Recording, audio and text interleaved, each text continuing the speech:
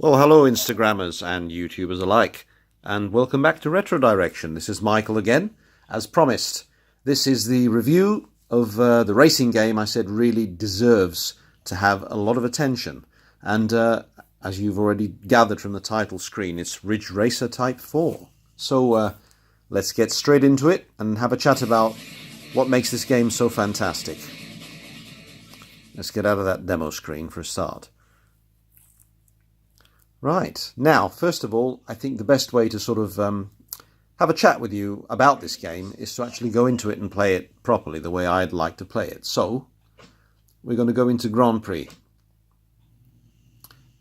And as soon as that happens...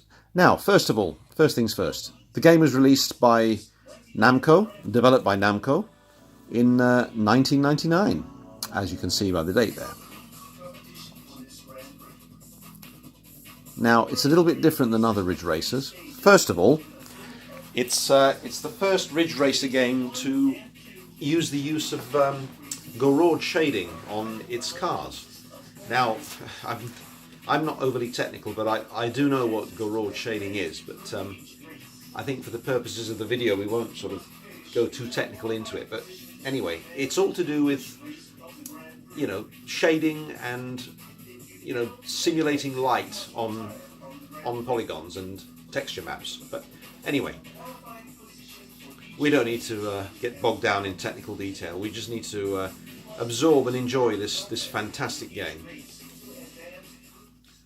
Now, first of all, it's the last Ridge Racer game to appear on the PlayStation, because Ridge Racer 5 appeared, as you know, on the PS2. But anyway, the way to play this game, first of all, in total, there are 321 cars to unlock. 320 regular ones, and then there's an extra bonus one. Now, the way to unlock these cars depends on what position you actually finish in. If you finish first, you unlock the better, higher-powered cars, and second, slightly lesser ones, and third, you know, pretty much speaks for itself.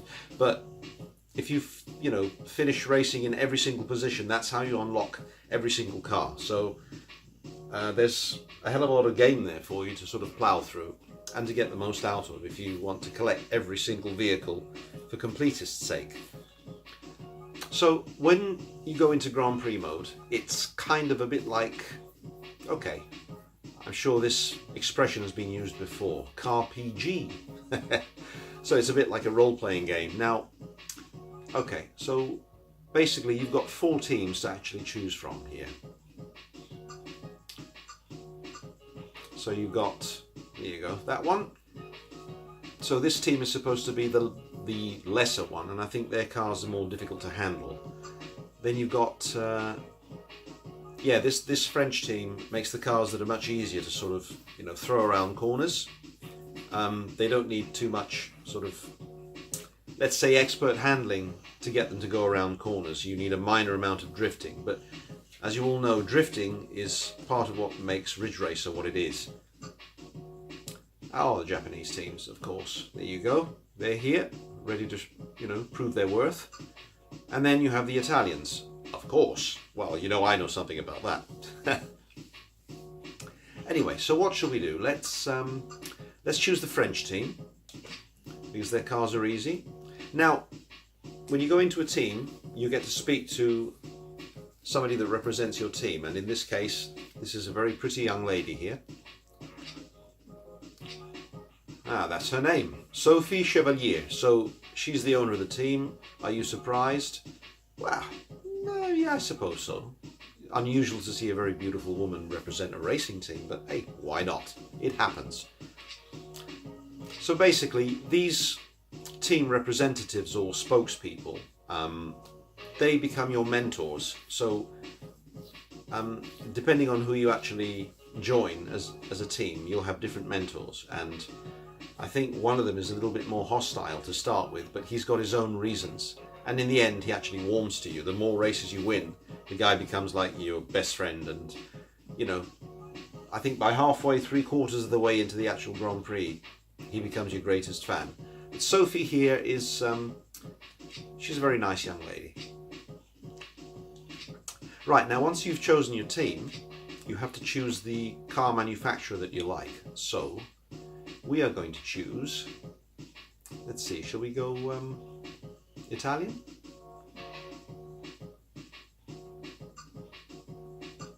Or Japanese? Now let's do Italian. There you are, look. It's a very good combination, French and Italian. There you go.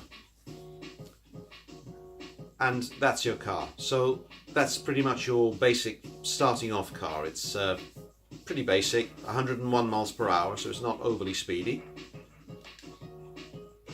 Now the first thing you'll notice in this game, the graphics are amazing. Now when this first came out, it was met with very positive reviews, and it was also stated that it was actually better looking than Gran Turismo. Now in some ways I'm kind of inclined to agree. Certain effects, in particular the tail light trails, you know, when you go through tunnels and when it's dark, it's really very impressive. Anyway, let's move on to some racing. Now, compared to the other Ridge Racers, okay, let's say Ridge Racer and Ridge Racer Revolution, the music, as you can already tell by this little ditty in the background, is not that sort of mad, cheerful, thumping techno soundtrack with, you know, over-the-top narrators and mad vocalists. This is something more gentle. It's kind of like smooth jazz. Now, I love smooth jazz. Now, smooth jazz is tonic for traffic jams. Say no more. Right, now first of all, you're going to appreciate how brilliant the graphics actually are. The gameplay is very smooth, and it's the first Ridge Racer game on the PlayStation that is analog controller compatible. So you don't necessarily just need to use the Negcon or the Jogcon or whatever you call it. You can actually use your DualShock controller and steer with the stick.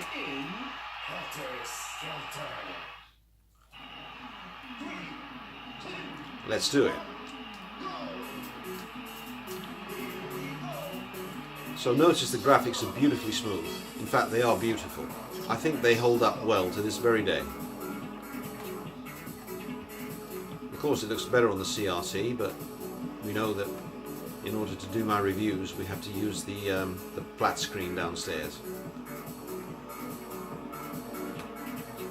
So the handling is actually quite delightful. Now, I'm not very good at like simulations, in particular drifting simulations where the handling is realistic. I couldn't drift to save my life.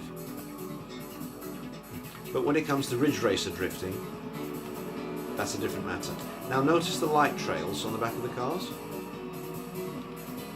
You know, from the tail lights, they're very impressive. Now you race on a wide variety of tracks. Now there are 8 of them, and of course, like with all other Ridge Racer games, you can race them in reverse as well once you complete the Grand Prix. You can unlock like the extra Grand Prix where you race everything backwards.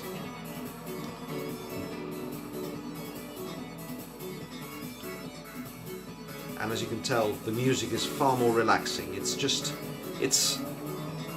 still the good old-fashioned Ridge Racer gameplay that you all know and love, but it's a much more soothing affair when it comes to the oral side of things.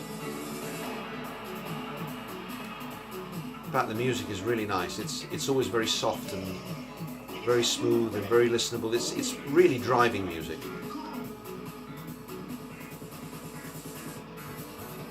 And even the narrator isn't too bonkers. He's actually quite tame. He sounds very warm. He kind of sounds like your best friend. A bit like listening to Nat King Cole, you know? If any of you like Nat King Cole, when you listen to one of his records, it's like he's singing to you personally, and you get the atmosphere that you're in the company of a good friend. And it's the same with this commentator. Now my drifting isn't excellent, but yeah, usual reason, I haven't played it for a while. But it's easy to get into it.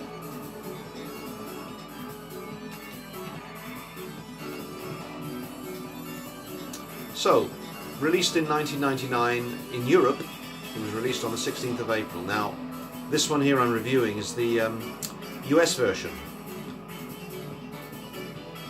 Now, like with a lot of the games I've bought over the years, I came across this in Computer Exchange, and it was £45.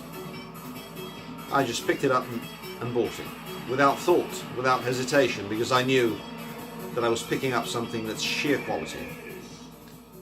And there you go, I've won this first race. So when you win your races, you can either admire your replay, or you can just go straight back into the garage and, you know, enjoy some of the compliments that you get from your sponsor. Let's see what she says. I'm so happy. Well, a first place, of course. I knew we could count on you. Oh, that's nice.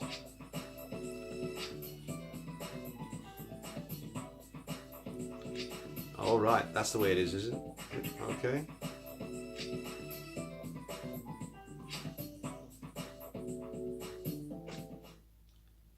Right, no pressure then. Please get first place in the second race. Well, we might as well play through a little bit of this, because now that I've got the new mobile phone, I've got more recording time, so it won't, hopefully, it won't switch off on me.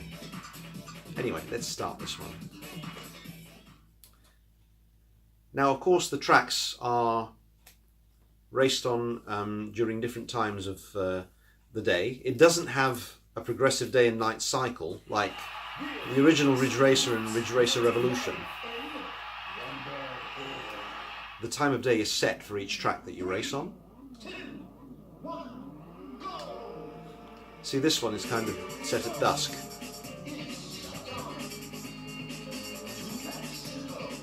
Now this particular track here is quite a long one, but it certainly looks superb. I mean, you know, some of these old games, they hold up well, remarkably, even today. I mean, if you play this one and somebody walks in the room, it'll still turn a few heads.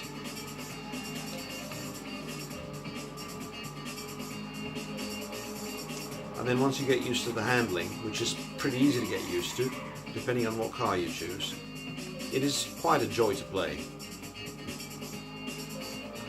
It's kind of a less stressful Ridge Racer game.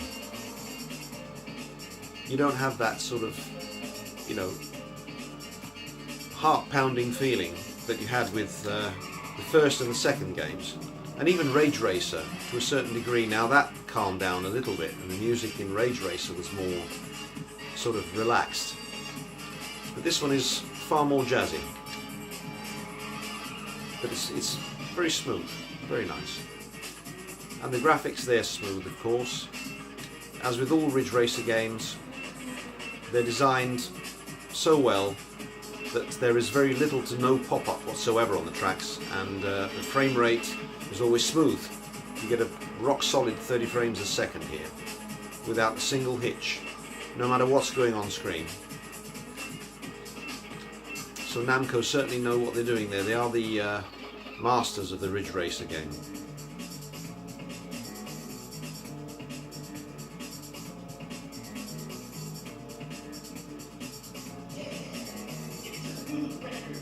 And of course, it's interesting to play through the Grand Prix and purposely get second and then third place, just to see what your mentor says to you, because the dialogue changes depending on what position you finish in, of course. And then to unlock all of the other cars. I mean, there's 320 cars. Now, all of you and I, we all know that you know, Namco released this game with all these bells and whistles to sort of try and be a really good alternative to Gran Turismo with its hundreds of cars. I mean, this one's got 320 of them. It doesn't have a massive amount of tracks, it's got 8. But the thing with Namco and Ridge Racer games is that their tracks are so well designed that you sort of remember them. Once you play a track once, you remember that track. It sticks in your memory, and that's down to ingenious track design and game design. It's really well. It's really so well done. It's unbelievable. And the fact is that the courses are designed in such a manner that when you race them in reverse, it is like racing on a completely different circuit, because perhaps a bend that you drifted in when you raced it in the original direction intended will be different when you race it in reverse. You may not have to drift round it, or you may have to, and you didn't the first time round. You know, the scenery's different.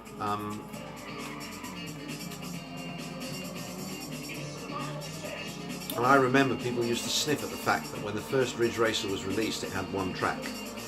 People thought, that's just lazy, they couldn't be bothered to do others. But no, there was method to their madness. It had one track, but it was a brilliant track with several different ways through it. Now this Ridge Racer is the one on the PlayStation that has the most amount of tracks. I mean, you've got 8 here, and then when you race them backwards, essentially you've got 16 circuits, which is, I think, very good indeed. We can have a look at the replay here just a little bit, just to have a look at the tail lights in action here. And look at that. Very good indeed. Some excellent lighting effects. And you know what? These effects are not over the top. They don't outstay their welcome. It's just very pleasing to the eye. You remember what the old magazines used to say when you used to buy them? No, gameplay first, graphics second. So basically you had to put up with a game that looked absolutely crap, as long as it played okay. But no, I think here you need a good mix. You're driving well, of course. Well, you know, I'm not too bad at these games. You can't keep up with you.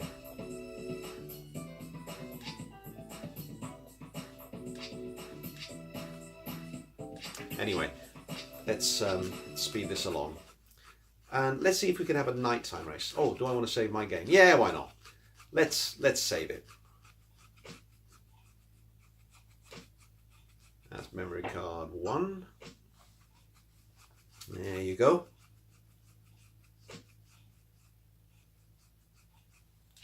And let's get out of here now. Right, what have you got here? Edge of the Earth. Now, is this the nighttime one?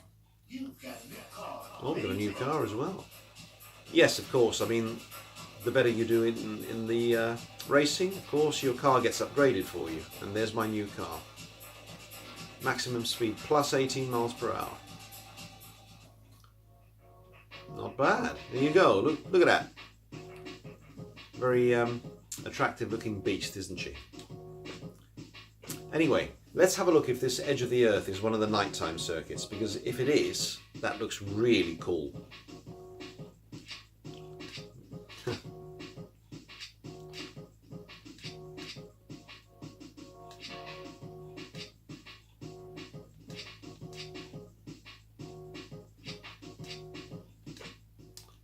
Right.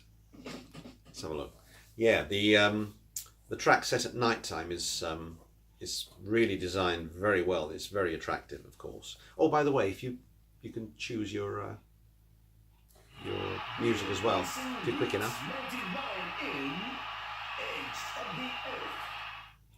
And it is indeed the one set at night.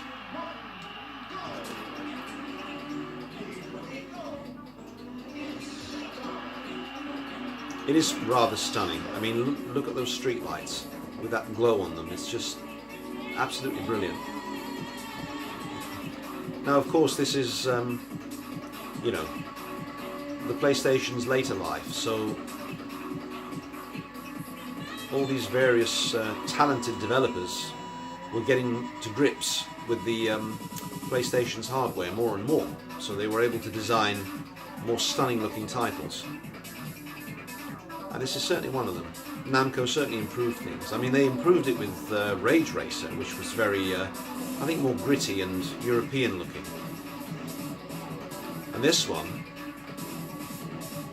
I mean, you can tell that the actual nighttime cityscapes and the daytime ones, they are set in Tokyo. They're based on Tokyo.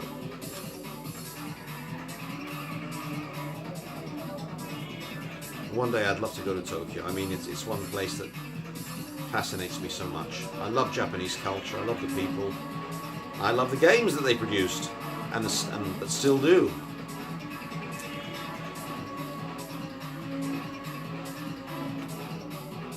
And just the thought of walking around Tokyo at night time, visiting all the game shops and everything, and bloody hell, probably end up spending money I don't have.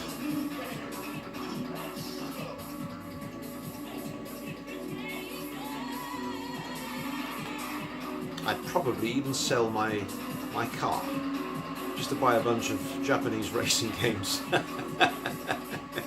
There you go. Retro gamers are mad.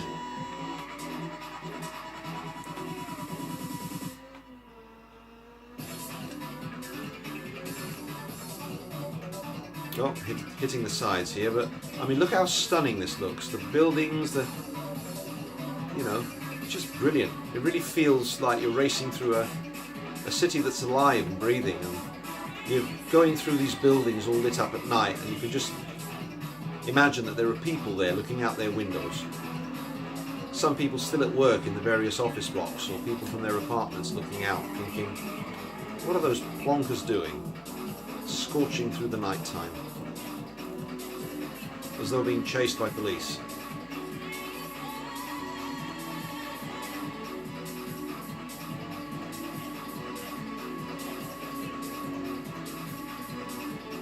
I'm not doing so well in this one. I'm 4th place at the moment. I don't know if I'll get first. I'll certainly try.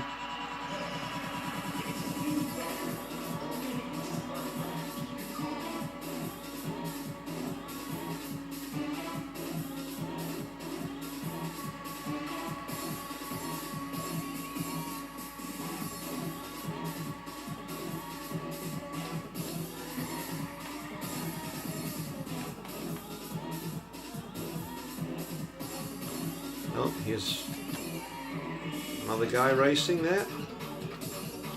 See if we can go past him.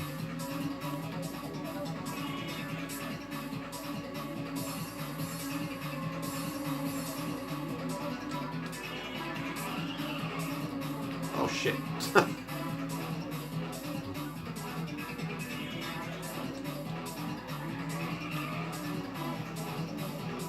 Oh bloody hell.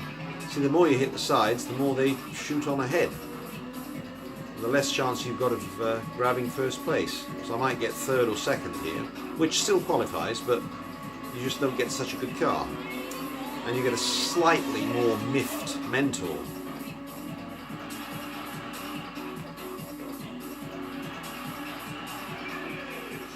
There you go, 2nd place. It's better than a kick up the arse. Well, there you have it. Now let's see what she says, just out of curiosity.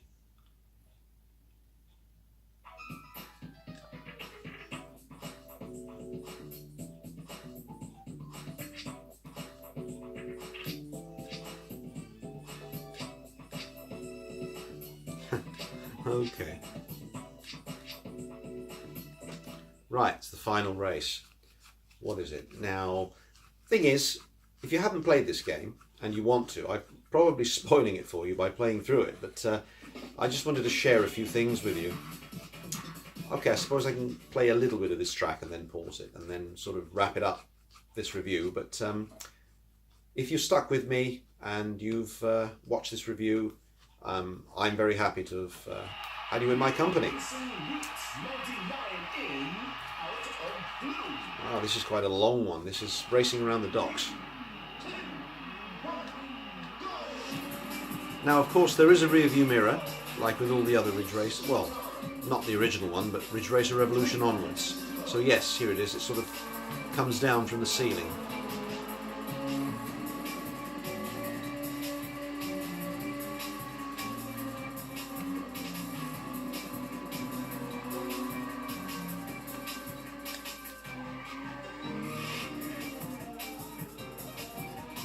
You know, it's quite easy to sort of drift when you don't need to.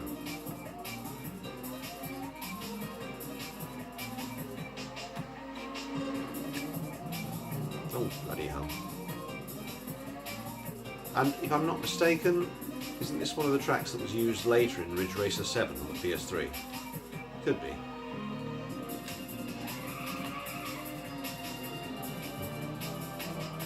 Well, you know, the usual debate still goes on, and you know, I'm still asked to this very day. They say, Michael, what's better, Ridge Racer or Sega Rally? And after playing this one, I'm starting to wonder. Because this one is truly a brilliant one. But I think Sega Rally has an edge here. Now, a lot of people will say that's just your personal opinion. It's not necessarily true.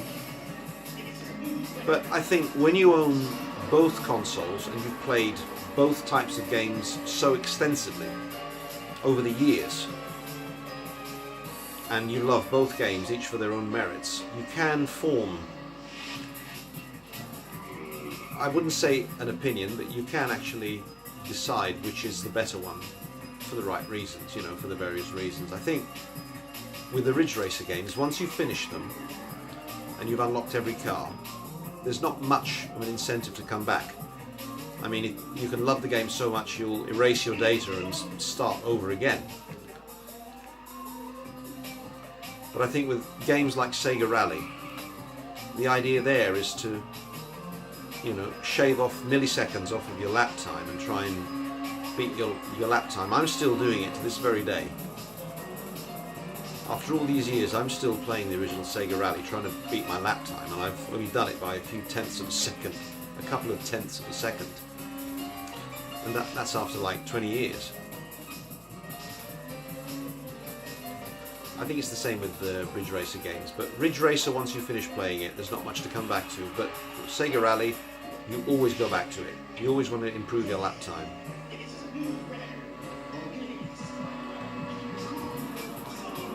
And it looks like I'm racing to the end here. Let's see if I can keep up first place. Now, of course, I probably haven't spoilt it too much for many of you, because I've only raced the first half of the game, so out of 8 tracks, you've only seen 4.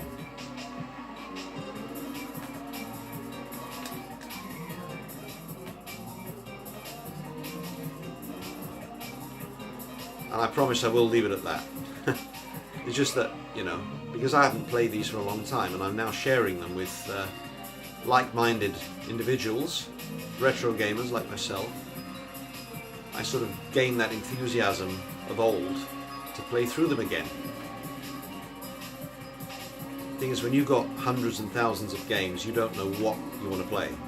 You spend probably an hour or two looking through them and thinking, which one do I really want to play? Do I want to play Ridge Racer Type 4? Do I want to play Rage Racer? Or do I want a fighting game or a shooting game? This bastard's shot past me again. No, he hasn't. Only just. There you go. That was slightly pulse pounding there. But anyway, thanks for staying with me and for enduring this slightly more lengthy review. Now that I've got longer recording times, I'm a little bit less worried about sort of checking how long I've got before I have to turn it off. But anyway, I hope you enjoyed this, and for those of you that haven't played Ridge Racer Type 4 and you want to, you've seen how brilliant it is. Not just how it looks, but it plays beautifully as well. And if you haven't got it yet, do yourselves a favour. It's not expensive. It's actually one of the well-priced ones, so it's actually not bad at all. Shall I save my game? Yeah, why not? But anyway, the next review. Now, I don't know. Let's leave it as a surprise. I'll sort of go and pick something upstairs and see what I can share with you. It'll be something amazing. Most certainly one of the underrated gems on the PlayStation that you may or may not have played. And you know, I welcome comments on the on my channel. You know, even if you're newcomers, if you want to tell me which games you've played or which ones you'd like to see, provided I have them in my collection, I'd be more than happy to review them for you. It's not just PlayStation and Saturn. I've got an original Xbox as well. I've got a Nintendo 64, but I've only got about 3 games on there. But yeah, I've got a PS2. I've got a GameCube. What else do I have? I've got a PSP. The thing is, I'm not sure how to sort of record good PSP footage, because the Ridge Racers on the PSP are very, very good games, both of them, in particular the second. But anyway, let me know what you think, and In the meantime, I'll see what else I can review for you. And yeah, I hope you've enjoyed. Look after yourselves and each other, and you know where you stand with retro. Ciao, ciao.